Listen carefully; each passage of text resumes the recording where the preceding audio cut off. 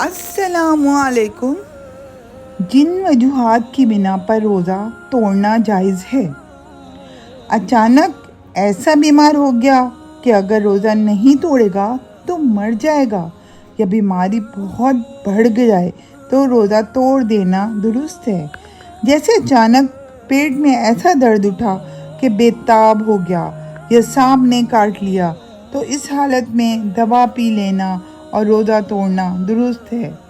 ایسے ہی اگر پیاس یا بھوک لگی کہ مر جانے کا ڈر ہے تو بھی روزہ توڑ دینا درست ہے۔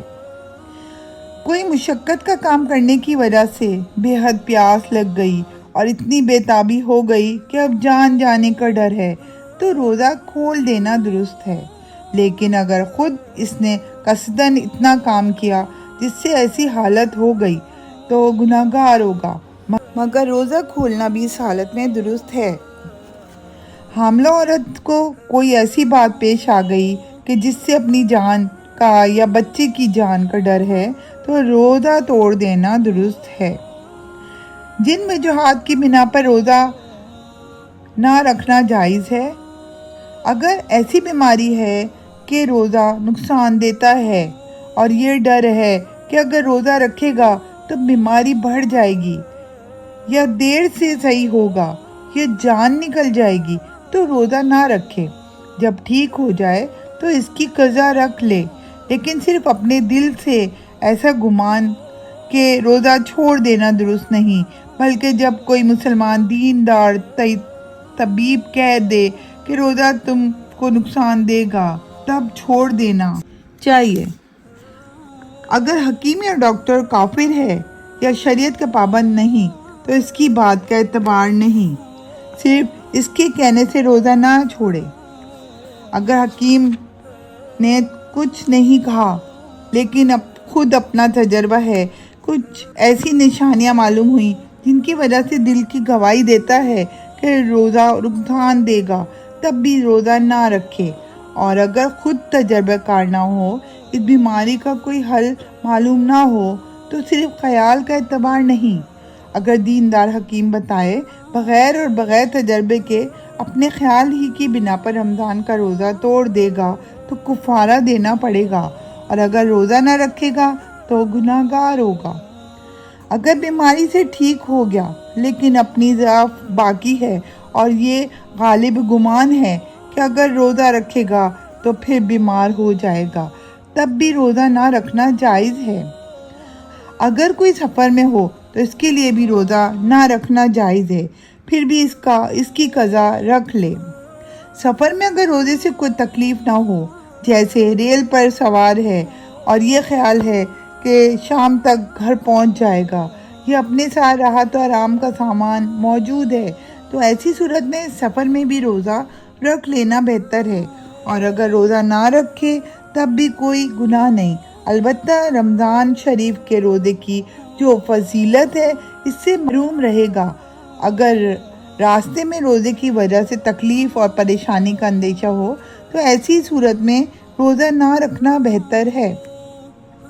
اگر بیماری سے ٹھیک ہونے سے پہلے مر گیا یا گھر واپس پہنچنے سے پہلے سفر ہی میں مر گیا تو جتنے روزے بیماری یا سفر کی وجہ سے چھوٹے ہیں، آخرت میں ان کا مؤاخذہ نہ ہوگا، کیونکہ اس کو قضا رکھنے کی مہلت نہیں ملی۔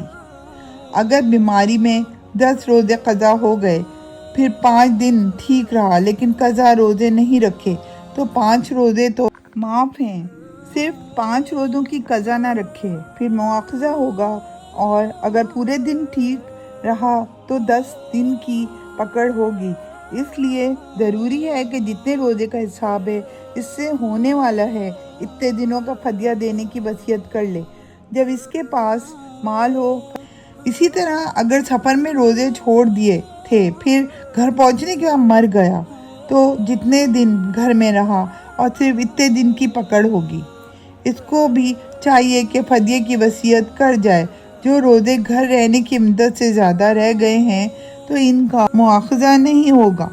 اگر راستے میں 15 دن رہنے کی نیت سے ٹھہر گیا تو اب روزہ چھوڑ دینا درست نہیں، کیونکہ شرعاً اب وہ مسافر نہیں رہا۔ البتہ اگر 15 دن سے کم ٹھہرنے کی نیت ہو تو روزہ نہ رکھنا درست ہے۔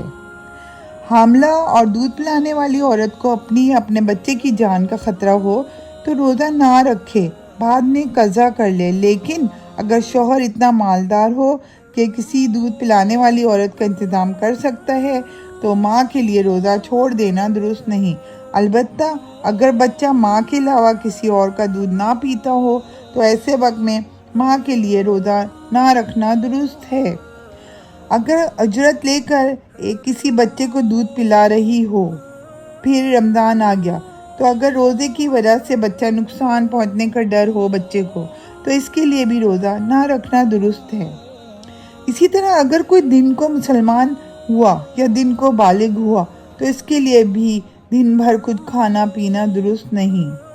اگر کچھ کھا لیا تو اس روزے کی قضا رکھنا بھی نئے مسلمان اور نئے بالغ ہونے والے کے ذمہ واجب نہیں ہے۔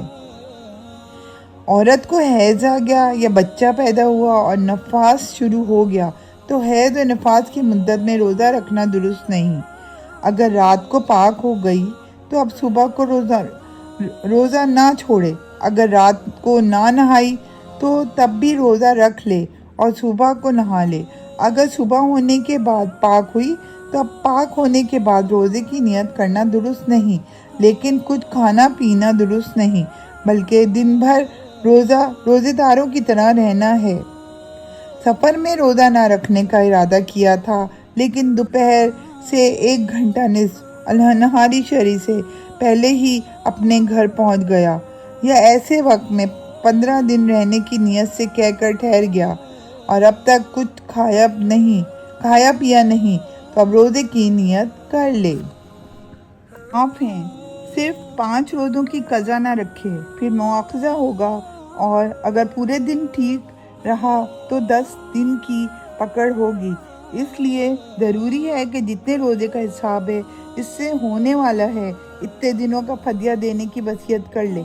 جب اس کے پاس مال ہو، فدیے کا بیان آگے آ رہا ہے۔